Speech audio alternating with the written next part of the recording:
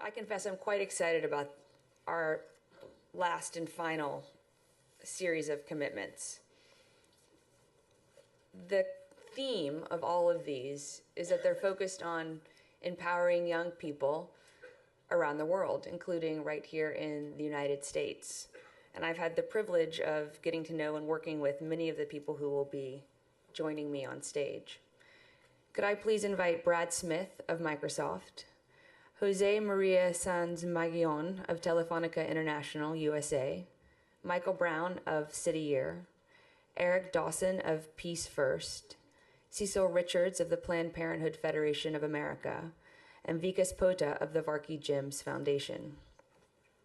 All of these commitments are oriented toward helping identify and empower the young leaders of today and of tomorrow. Microsoft commits to launching Microsoft Youth Spark, an initiative to advance youth development around the world. Over the next 3 years, Microsoft will give out $500 million in grants, while also establishing online platforms to generate additional funds and to facilitate future knowledge sharing. And this is important for those of us here in the United States as well. Brad and I had the chance to be together in both Tampa and Charlotte. And he shared with me that although we have more than 30,000 high schools in the United States, only 6,000 of them teach computer science, only 2,000 of which teach advanced placement computer science. So this is something that's really important for us here in the United States, as well as for everyone around the world.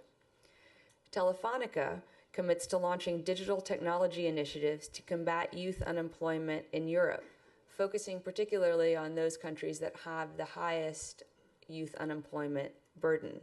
Their Think Big efforts will provide youth with digital skills training and support for planning, launching, and then successfully sustaining tech-based startups. City Year commits to further improving graduation rates for America's vulnerable youth.